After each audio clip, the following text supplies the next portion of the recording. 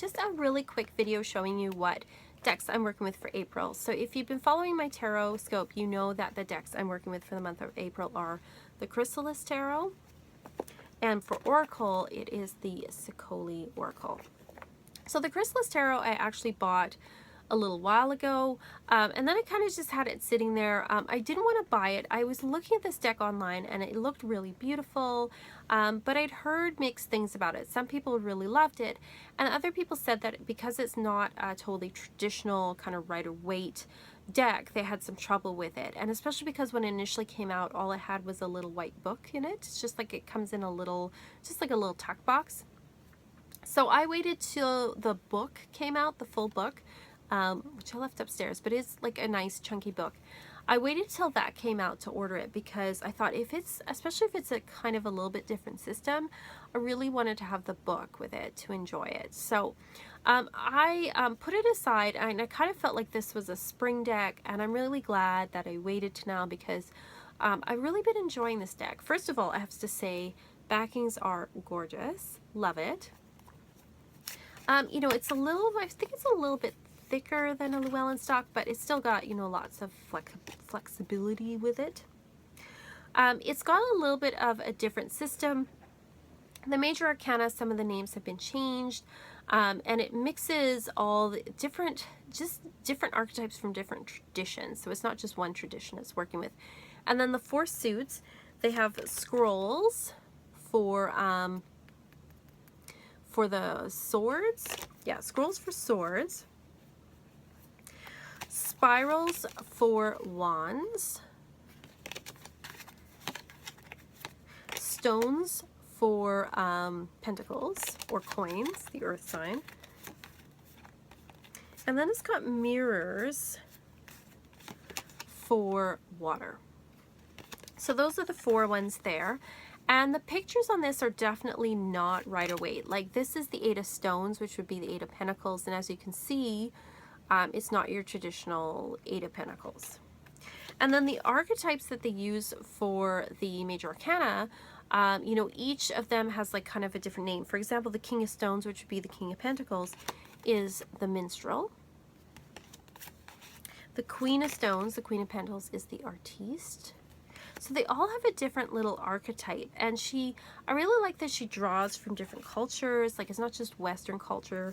Let's see, they got the 10 of Scrolls here. It's got a nice tiger on it. 5 of Mirrors. And it's just, the art is really, really beautiful. 6 of Mirrors. Ace of Stones, got a nice standing stone there. I'm just trying to find one of the major arcana for you so I can show you. The Wheel of Fortune, which does actually have a wheel on it, and they haven't changed the name. The Tower has Kali on it. So you've got a tower there, but you can see, like, you know, it's definitely not your traditional tower. And the meanings are slightly different as well. So I'm actually really, really glad that I got the book with it. Oh, the 9 of Mirrors is beautiful. It's just gorgeous.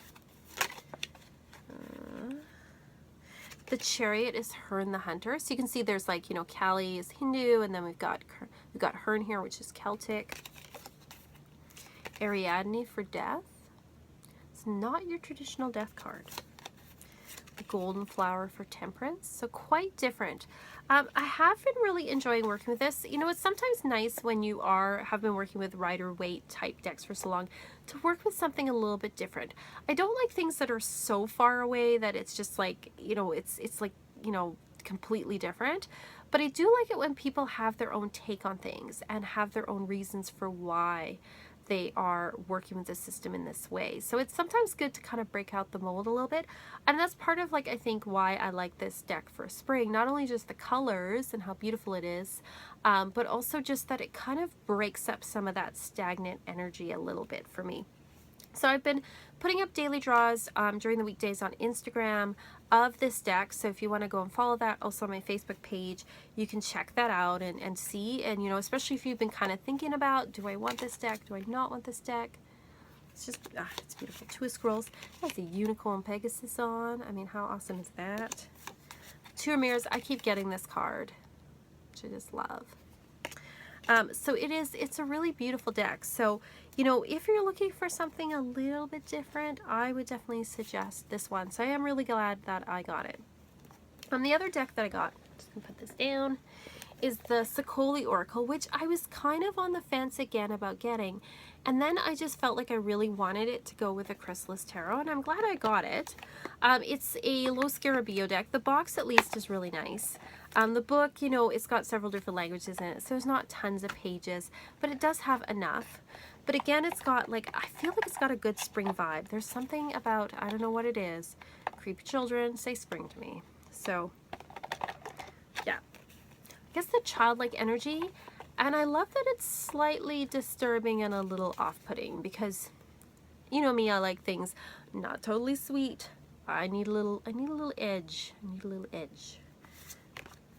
So that's there. They're, you know, they're pretty, they're not super huge cards, you know, like some Oracle cards are, but they are wide. They are, you know, wide, not super tall either. So that's one of them there.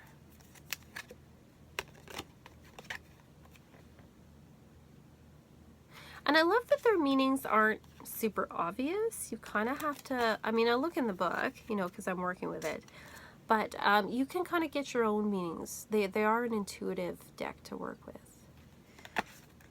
Or it is an intuitive deck, I should say.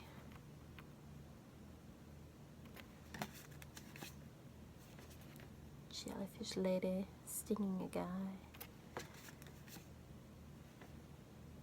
There was a couple in here I really loved that I'm going to find for you.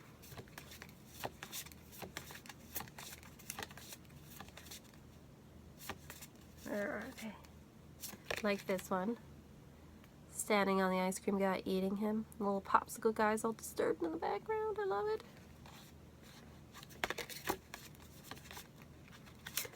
Super disturbing.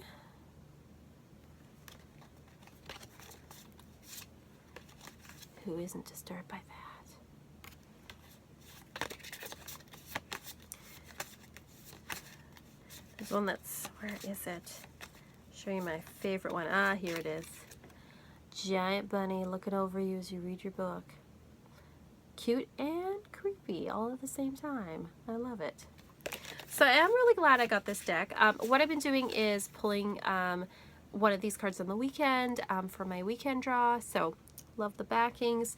It's not a super huge deck. I think there's only about 30 something cards in it, but I do really like it. And you know, just even for the amazing artwork, it's really nice. And I find that the messages are actually quite direct in this. You know, it is a deck that just kind of tells you what you need to know. So I think it's a nice conjunction, especially with this other deck as well. So it kind of has this spring type energy, especially because that deck is quite sweet. So sometimes I need a little edge to go with the sweetness. I can't just have sweet, not for me. So those are the decks I'm working with for the month of April. Let me know what decks you're working with for the month of April. Like and subscribe, and I'll talk to you.